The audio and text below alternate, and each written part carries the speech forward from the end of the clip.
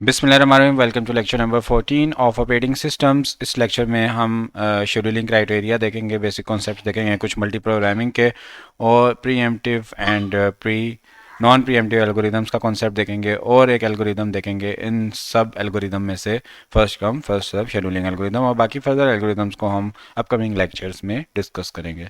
तो सबसे पहले हम बेसिक कॉन्सेप्ट लेते हैं कि हमारे पास मल्टी प्रोग्रामिंग का ऑब्जेक्टिव ये होता है कि कुछ प्रोसेस एक टाइम पर कंकरेंटली रन हो सकें to maximise the CPU utilisation. अब यूनी प्रोसेसर सिस्टम में क्या होता है कि सिर्फ एक प्रोसेस एक टाइम पर रन हो रहा होता है और दूसरे जो प्रोसेसेस होते हैं उनको वेट करना पड़ता है जब तक सीपीयू फ्री ना हो जाए, वो प्रोसेस ख़त्म ना हो जाए। मल्टी प्रोग्रामिंग में क्या होता है कि प्रोसेस जब एग्जीक्यूट होता है तो उसको वेट करना पड़ता है, कुछ किसी चीज़ के लिए इनपुट आउटपुट रिक्वेस्ट के लिए वेट करना पड़ता है। अब सिंपल जो कंप्यूटर सिस्टम होगा उसमें तो जब तक वो वेट कर रहा है तो वो टाइम वेस्ट हो रहा होगा, क्योंकि अगला सीपीयू पे प्रोसेस तभी आएगा जब पिछला जो प्रोसेस है उसकी एग्जीक्यूशन कंप्लीट ना हो जाए। तो मल्टी प्रोग्रामिंग में क्या होता है कि हमारे पास प्रोडक्टिव यूजेज हो जाता है कि जब एक प्रोसेस वेट मोड में चला गया है और सीपीयू हमारा फ्री है तो हम किसी और प्रोसेस को उसकी जगह लोड कर देते हैं और एक क्यू का स्ट्रक्चर बन रहा होता है जो हम रेडी पढ़ चुके हैं कि फिर वो प्रोसेस जो है वो रेडी क्यू के अंदर आ जाता है और एक शॉर्ट टर्म शेड्यूलर होता है जिनको शेड्यूल करता रहता है। तो यही कंसेप्ट हम फर्दर यहाँ पे डिटेल में देखें। अब लाइफ ऑफ द प्रोसेस में क्या होता है कि प्रोसेस जो है उसकी कुछ स्टेट्स होती हैं। एक तो अगर उसको इनपुट आउटपुट चाहिए तो उसको कहते हैं इनपुट आउटपुट वेट, ठीक है। और जब उसने प्रोसेसर ने सीपीयू को यूज़ करना है तो उसको हम बोलते हैं सीपीयू बर्स्ट। तो कुछ जो प्रोग्राम्स होते हैं वो इनपुट आउटपुट बाउंड होते हैं, वो इनपुट आउटपुट में ज़्यादा टाइम ले रहे होते हैं, जैसे वर्ड प्रोसेसिंग के हमारे प्रोग्राम्स होते हैं। और कुछ प्रोग्राम्स हमारे ऐसे होते हैं जो सीपीयू बर्स्ट के अंदर ज़्यादा टाइम ले रहे होते हैं। तो हमें क्या करना होता है कि एक सीपीयू शेड्यूलिंग में एक ऐसा एल्गोरिदम बनाना होता है जो डिस्ट्रीब्यूशन करे कि कुछ इनपुट आउटपुट बाउंड वाले सिस्टम जो प्रोग्राम्स हैं वो लेकर आए और कुछ सीपीयू बाउंड वाले प्रोग्राम लेकर आए। तो ये हमारे पास हमने एक डिस्ट्रीब्यूशन करनी होती है। अब एक स्टडी की गई जिसमें देखा गया जो कि सीपीयू बर्स्ट वाले जो प्रोग्राम है वो बहुत काफ़ी कम है, ठीक है। जैसे यहाँ पे देखें कि ज़्यादातर जो प्रोग्राम्स हैं अबाउट 150 प्रोग्राम्स पर दोस्त जहाँ पे सीपीयू बर्स्ट ड्यूरेशन जो थी वो 2 to 3 मिली सेकेंड्स थी, ठीक है। और जहाँ पे हमारे पास सीपीयू की बर्स्ट ड्यूरेशन जो है वो 38 मिली सेकेंड्स है, वहाँ पे अगर आप देखें तो सिर्फ 5 या 6 इस तरह के प्रोसेसेस थे। तो ज़्यादातर जो प्रोसेस होते हैं उनमें इनपुट आउटपुट में टाइम लग रहा होता है, सीपीयू बर्स्ट में इतना टाइम नहीं लग रहा होता। तो हमारे पास एक चीज़ होती है सीपीयू शेड्यूलर। क्या करता है शॉर्ट टर्म शेड्यूलर? ये करता है कि जब प्रोसेस हमारा कोई इनपुट आउटपुट में चला गया और सीपीयू खाली हो गया तो वो रेडी क्यू से उठा के एक नया प्रोसेस सीपीयू को दे देता है कि अब आप इसको एग्जीक्यूट करो। तो हमारे पास ये एलोकेट कर रहा होता है सीपीयू को कि आपने कौन सा प्रोसेस अभी एग्जीक्यूट करना है, उसको डिस्पैचर बोलते हैं। रेडी क्यू जो होती है इसको as a FIFO queue, free या सिंपली एक अनऑर्डर्ड लिंक लिस्ट के तौर पे हम परफॉर्म कर सकते हैं। फीफो का मतलब क्या है? फर्स्ट इन फर्स्ट आउट, कि जो प्रोसेस पहले आया वो पहले एग्जीक्यूट होगा। ये भी क्यू भी बना सकते हैं, एक ट्री भी बना सकते हैं, या एक अनऑर्डर्ड लिंक लिस्ट बना सकते हैं जिसका कोई ऑर्डर नहीं है, रैंडमली प्रोसेसेस उसमें से पिक होते हैं। तो जो हमारे पास रिकॉर्ड होते हैं रेडी क्यू के अंदर, they are generally the process control blocks of the processes. Record से मुराद ये कि उनके अंदर जितना भी डाटा है एक प्रोसेस से एसोसिएटेड वो पीसीबी की फॉर्म में होता है, which are known as process control blocks. अब डिस्पैचर क्या है? डिस्पैचर एक कर्नल मॉड्यूल है जो कंट्रोल देता है सीपीयू को फ्रॉम द करंट प्रोसेस और नेक्स्ट प्रोसेस को वो कंट्रोल ट्रांसफर करता है by the help of short term scheduler. तो इसके अंदर क्या होता है? Switching the context. सबसे पहले हम जो हमारा प्रोसेस अभी चल रहा था उसका कॉन्टेक्स्ट एक जगह पर सेव रखते हैं और जो भी हमने प्रोसेस के कंट्रोल देना है उसका कॉन्टेक्स्ट लोड करते हैं इनटू द सीपीयू। तो इसको बोलते हैं कॉन्टेक्स्ट स्विचिंग।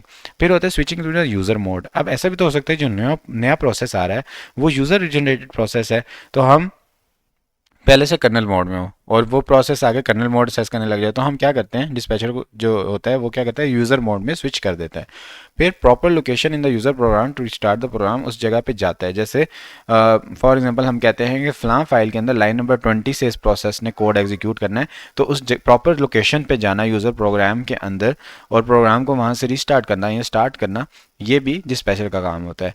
तो डिस्पैचर का जो टाइम हो लग रहा है एक प्रोसेस को स्टॉप करने में और दूसरे प्रोसेस को रन करने में, इसको बोलते हैं dispatch latency. The time it takes for the dispatcher to stop one process and start another running is known as dispatch latency. अब हमारे पास शेड्यूलिंग के अंदर दो तरह की शेड्यूलिंग आती है, pre emptive and non pre emptive scheduling.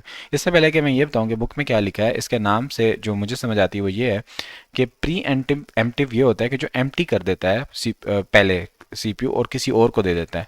Non pre-emptive होता है कि वो CPU को एम्प्टी नहीं करता, वो उस पर कब्जा जमा के रखता है। तो बुक में क्या लिखा है फॉर्मल लैंग्वेज में, हम ये देखते हैं कि CPU शेड्यूलिंग के अंदर क्या सर्कमस्टांसेस हो सकते हैं। एक ये हो सकता है कि प्रोसेस स्विच करे running state into the from running state to the waiting state. एक ये है कि वो रनिंग स्टेट से रेडी स्टेट में चला जाए। एक ये है कि वो वेटिंग स्टेट से रेडी स्टेट में चला जाए। और चौथा ऑप्शन ये है कि प्रोसेस कंप्लीटली टर्मिनेट हो जाए। अब पहली जो कंडीशन है जिसमें वो वेटिंग टाइम में जा रहा है या टर्मिनेट कर रहा है, तो फिर तो हम उस प्रोसेस का कुछ भी नहीं कर सकते, ठीक है। हमें एक नया प्रोसेस सेलेक्ट करना पड़ेगा एग्जीक्यूशन के लिए, ठीक है। तो इसमें तो हमारे पास कोई चॉइस नहीं है कि हम पुराना प्रोसेस ही उस जगह पर रखें। लेकिन अब चॉइस हमारे पास आ जाती है सेकंड सिनेरियो में, थर्ड सिनेरियो में, कि जब वो प्रोसेस रेडी स्टेट के अंदर चला गया। तो इसके अंदर फिर क्या होता है कि जब हमारे पास शेड्यूलिंग नॉन प्रीएम्प्टिव होती है, तो जो हमारा CPU होता है वो एक ही प्रोसेस को एग्जीक्यूट करता रहता है और CPU किसी न्यू प्रोसेस को एलोकेट नहीं किया जाता, ठीक है। Once the CPU has been allocated to a process, the process keeps the CPU until either switches to the waiting state, या तो वो प्रोसेस जब तक वेटिंग स्टेट में ना चला जाए या अपना CPU बर्स्ट उसका ख़त्म ना हो जाए या वो प्रोसेस टर्मिनेट ना हो जाए, तब तक वो CPU को घेरे रखता है, उसके ऊपर कब्जा जमा के रखता है। ऐसा नहीं होता कि हम उसको कहते हैं कि भाई आप आपका टाइम स्लाइस हिट हो गया, काउंटर हिट हो गया, अब आप हटो, अगले प्रोसेस को जगह दो। नहीं, नॉन प्रीएम्प्टिव ऐसा नहीं होता। यानी वो एम्प्टिव, नॉन प्रीएम्प्टिव का मतलब है कि ये एम्प्टी नहीं करता CPU को, उसके ऊपर ही रहता है जब तक ये वेटिंग स्टेट में ना इसको जाना पड़ जाए, या इसकी CPU बर्स्ट ही खत्म ना हो जाए, जो CPU का इसने इस्तेमाल करना था वही खत्म हो गया, या टर्मिनेट पूरा प्रोसेस ही खत्म ना हो जाए। तो इस प्रोसेस को कोई स्पेशल हार्डवेयर नहीं चाहिए जो प्रीएम्प्टिव को चाहिए होती है। प्रीएम्प्टिव शेड्यूलिंग में कुछ कॉस्ट आ जाती है क्योंकि उसके लिए एक स्पेशल हार्डवेयर चाहिए। तो हमारे पास क्या होता है कि जब हमारे पास प्रीएम्प्टिव शेड्यूलिंग होगी तो एक प्रोसेस जब CPU पे लोड हुआ हुआ है तो हम उसको कह सकते हैं यहाँ से हटो और दूसरे प्रोसेस को जगह दो। तो सेकंड प्रोसेस में try to read the data which are currently in inconsistent state. तो इसके लिए हमें एक नया मैकेनिज्म बनाना पड़ता है to coordinate access to share data, और इस मैकेनिज्म को हम डिस्कस करेंगे बाद में अपकमिंग लेक्चर्स के अंदर, ठीक है। अब शेड्यूलिंग कुछ क्राइटेरियाज होते हैं। क्राइटेरिया से मुराद कि कुछ चीज़ें हमने मेंटेन करनी है, कुछ क्वालिटी मेंटेन करनी है कि CPU की स्पीड रहे, रिस्पॉन्स अच्छा रहे, यूटिलाइजेशन अच्छी हो। तो ये कुछ क्राइटेरियाज हैं कि सबसे पहले है CPU यूटिलाइजेशन। हम चाहते हैं कि CPU as much as busy possible as busy वो रहे, ठीक है। तो जो हमारे पास लाइट लोडेड सिस्टम होता है उसमें 40% CPU बिजी रहता है, और हैवी लोडेड जो सिस्टम होता है उसमें 90% हमारा CPU बिजी रहता है। थ्रूपुट का मतलब यह है कि CPU एक टाइम पर कितने प्रोसेस एग्जीक्यूट कर रहा है, the number of processes completed पर टाइम, कितने कंप्लीट कर रहा है। तो थ्रूपुट भी हमारी ज़्यादा होनी चाहिए। तो हम ये कोशिश करते हैं शेड्यूलिंग में कि ज़्यादा से ज़्यादा प्रोसेस हम कंप्लीट कर सकें। फिर ये नहीं कि एक प्रोसेस ही सारी जगह ले ले। फिर एक होता है turn around time. Turn around time is the interval from time of submission to the time of completion. यानी एक चीज़ आपने सबमिट की और वो चीज़ कंप्लीट हो गई, तो ये जो टोटल टाइम लगा आपको सबमिट करने में और वो कंप्लीट होकर जब आपके पास वापस आ रही है उसको कहते हैं turn around time. Turn around time is the sum of the period spend waiting at in the memory. यानी एक प्रोसेस को आप सबमिट किया, अब वो वेटिंग मोड में भी हो सकता है, waiting in the ready queue में भी वेट कर रहा हो सकता है, या CPU पे एग्जीक्यूट भी हो रहा सकता है, या फिर इनपुट आउटपुट के लिए वेट कर रहा हो सकता है। ये तमाम चीज़ें टर्न अराउंड टाइम में इंक्लूड होती हैं। जब प्रोसेस कंप्लीट होगा तब हमारा turn around time count complete होगा। वेटिंग टाइम क्या होता है? Waiting time is the time spend waiting in the ready queue. जब प्रोसेस रेडी क्यू के अंदर पड़ा हुआ है और वो वेट कर रहा है CPU पर लोड होने के लिए, उसको वेटिंग टाइम कहते हैं। We want to minimize the waiting time. हमने क्या करना है, वेटिंग टाइम को मिनिमाइज करने की कोशिश करनी है, ठीक है, ताकि CPU की एफिशिएंसी ज़्यादा से ज़्यादा बढ़े। रिस्पॉन्स टाइम क्या होता है कि पहला रिस्पांस जब प्रोसेस का आ जाए हमें, तो उसको हम बोलेंगे response time. It is time for submission a request, जब हमने सबमिट की अंटिल द फर्स्ट रिस्पांस।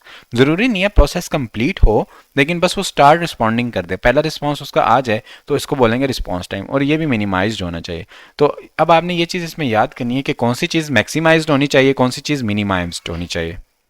तो हमारी जो पहली दो चीज़ें हैं, CPU यूटिलाइजेशन एंड थ्रूपुट, इनको मैक्सिमाइज करना है हमने, और turn around time, waiting time और रिस्पांस टाइम, इन तीनों को हमने मिनिमाइज करना है अपने शेड्यूलिंग क्राइटेरिया के अंदर।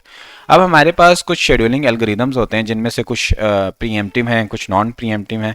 तो ये शेड्यूलिंग एल्गोरिदम्स हम बारी बारी डिस्कस करेंगे अपकमिंग लेक्चर्स में। इस लेक्चर में सबसे पहले हमारे पास है first come first served scheduling, के जो पहले आएगा उसको पहले सर्व किया जाएगा, ठीक है। अच्छा, इसमें ये होता है the process that request the CPU first. ऐसा प्रोसेस जो कहते हैं मुझे CPU पहले चाहिए, उसकी जिसकी रिक्वेस्ट पहले आती है, is allocated the CPU first, उसको पहले CPU मिल जाता है, ठीक है। The implementation of first come first serve policy is manage with FIFO queue, first in first out की क्यू की मदद से हम ये काम करते हैं कि जो जो प्रोसेस आते रहते हैं हम उनको एक क्यू में इंसर्ट करते रहते हैं। ठीक है, इंसर्ट एक तरफ से होते जाएंगे, आउट एक तरफ से होते जाएंगे, तो एक फर्स्ट इन फर्स्ट आउट की क्यू बन जाती है। When a process enters the ready queue, जब ये रेडी क्यू में प्रोसेस एंटर होता है, इसका जो प्रोसेस कंट्रोल ब्लॉक है वो लिंक कर दिया जाता है टेल ऑफ द क्यू के साथ। यानी जब मेरे पास ये क्यू है, पूरी का पूरा क्यू है, इसके अंदर जब नया प्रोसेस आएगा तो उसको मैं टेल पे डाल दूंगा। ठीक है, लेकिन जब सीपीयू मैंने लोड करना है तो मैं इसके हेड से लोड करूंगा। When the CPU is free allocated to the process the head of the queue. ठीक है, the running process is removed from the queue. जब एक प्रोसेस सीपीयू पे लोड हो गया, अब वो रनिंग प्रोसेस बन चुका है, तो उसको क्यू से हम रिमूव कर देते हैं, लाइन से वो हट जाता है, उसकी बारी आ चुकी होती है। The average waiting time under FCFS is not minimal.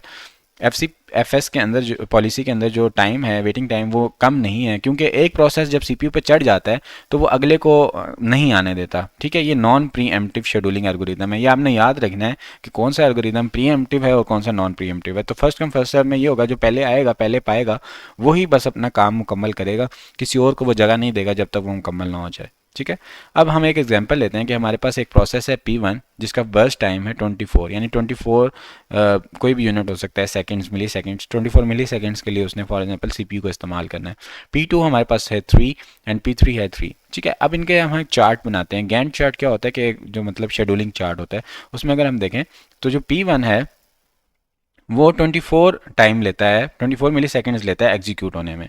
ठीक है, और हमारे पास जो P2 है वो 3 सेकंड्स लेता है, तो जब तक वो एग्जीक्यूट होगा टोटल हमारा 27 टाइम बन चुका होगा। और हमारा P3 जो है 3 सेकंड्स फर्दर लेता है, तो हमारा जो टोटल टाइम है वो 30 बन चुका होगा। ठीक है, तो अब हमारे पास जो वेटिंग टाइम्स हैं इन प्रोसेसेस के, एवरेज वेटिंग टाइम पर प्रोसेस के लिहाज से P1 का होगा 0, वेटिंग टाइम उसका 0, वो जैसे ही आएगा एग्जीक्यूट हो जाएगा। P2 का टाइम बन जाएगा 24, क्योंकि P1 24 टाइम लेता है, तो P2 तब चलेगा जब P4 खत्म हो जाएगा, उसको खत्म होने में 24 मिली सेकेंड लगेंगे, तो P2 का वेटिंग टाइम है 24, P3 का वेटिंग टाइम है 27। यानी जब P1 P2 दोनों कंप्लीट हो जाएंगे 27 मिली सेकेंड में, तब P3 स्टार्ट होगा। एवरेज वेटिंग टाइम अगर हम इनका निकालें तो हम तीनों को प्लस करेंगे और 3 से डिवाइड करेंगे, एवरेज वेटिंग टाइम आएगा। ये इंपॉर्टेंट कॉन्सेप्ट है, बहुत इजी है, ये शॉर्ट क्वेश्चन में पूछा जाए तो ये मतलब फ्री के नंबर हैं। उसके बाद अगर हम कहें कि सीक्वेंस चेंज हो गया, पहले P2 आया, फिर P3 आया, फिर P1 आया। अब P2 हमारे पास 3 मिली सेकेंड्स लेता है, P3 भी 3 लेता है और P1 24 लेता है। ठीक है, तो ये हमारा आया 3 सेकेंड्स तक। जब ये P3 स्टार्ट होगा ये आएगा कंप्लीट होके 6 मिली सेकेंड्स तक, और हमारा प्लस 24 जब इसके अंदर करेंगे तो P1 टोटल एग्जीक्यूट होगा 30 मिली सेकेंड्स तक। ठीक है, तो हमारे पास वेटिंग टाइम जो P1 के लिए बनेगा वो बनेगा इस टाइम 6, क्योंकि ये हमारे पास लास्ट में एग्जीक्यूट हो रहा है। ठीक है, फिर P2 के लिए हमारे पास टाइम बनेगा 0, क्योंकि ये आते साथ ही एग्जीक्यूट हो रहा है, वेटिंग टाइम। और P3 के लिए हमारा 3 बनेगा, क्योंकि ये P2 के कंप्लीट होने के बाद एग्जीक्यूट होना शुरू हो रहा है यहाँ से 3 वाली जगह से। एवरेज वेटिंग टाइम इसी तरह तीनों को प्लस करेंगे और टोटल नंबर ऑफ प्रोसेसेस 3 से डिवाइड कर देंगे, तो हमारे पास एवरेज वेटिंग टाइम आ जाएगा। ठीक है, अब हमारे पास क्या है कि जब हम यूज़ करते हैं FCPS शेड्यूलिंग एल्गोरिथम को, तो एक कॉन्वाय का इफेक्ट जनरेट हो रहा होता है। कॉन्वाय होता है कि गाड़ियों की कतार बन रही होती है। ठीक है, एक ट्रकों का कॉन्वाय होता है या ऐसा कॉन्वाय होता है। तो इस कॉन्वाय से क्या बन रहा होता है कि एक लंबी कतार बन रही होती है FCFS एल्गोरिथम के अंदर, क्योंकि एक प्रोसेस चला गया सीपीयू में, वो सीपीयू एग्जीक्यूट कर रहा है, और जो लॉन्ग प्रोसेस है ये काफ़ी देर लगा रहा है, और शॉर्ट प्रोसेस की एक कतार बनती जा रही है, सीपीयू की बारी ही नहीं आ रही। ठीक है, तो रेडी क्यू जो होती है वो एक कन्वॉय की फॉर्म में बन जाती है। ठीक है, अब जो रिज़ल्ट होते हैं लोअर सीपीयू के, सॉरी, जो अब ये चीज़ जो कतार बन रही है, ये जो कन्वॉय बन रहा है, ये रिज़ल्ट करता है, यानी इसकी वजह से मसला आता है क्या कि lower CPU and device utilization, CPU की यूटिलाइजेशन भी लो हो जाती है, क्योंकि जो पहले प्रोसेस आया अगर वो चला गया फॉर एग्जांपल इनपुट आउटपुट से कुछ लेने के लिए, वो रेडी क्यू के अंदर चला जाएगा। अब जब रेडी क्यू के अंदर जब वो इनपुट आउटपुट कंप्लीट करके आएगा, फिर वो प्रोसेस पे लोड होगा। ठीक है, फॉर एग्जांपल अब वो प्रोसेस पे लोड नहीं हो रहा, इस लोडिंग में और यहाँ पे जो ये जा रहा है इसके अंदर इसने किसी और को जगह भी नहीं दी। ठीक है, तो इस वजह से सीपीयू की यूटिलाइजेशन भी कम हो रही है, और जब ये रेडी क्यू के अंदर चला गया इनपुट आउटपुट डिवाइसेस भी इस टाइम यूज़ नहीं हो रही होंगी। तो ये डिवाइस यूटिलाइजेशन भी कम हो रही हैं।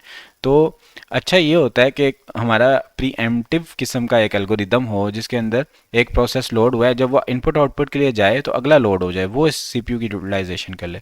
फिर ये रेडी क्यू में आए तो एक शेड्यूलर हो जो देखे कि भाई इसको अब शेड्यूल करना है और इस जो पहले प्रोसेस चल रहा है उसको इनपुट आउटपुट इस टाइम चाहिए या उसको एक रेडी क्यू के अंदर अब वापस डालना है। तो इस तरह के कोई एल्गोरिदम्स होने चाहिए। तो नेक्स्ट लेक्चर्स में इस तरह फर्दर हम शेड्यूलिंग एल्गोरिदम्स को देखेंगे कि फर्दर क्या एल्गोरिदम्स हैं। तो यहाँ हमारा लेक्चर एंड होता है। Thank you so much everyone for joining and watching. Take care. अल्लाह हाफिज़।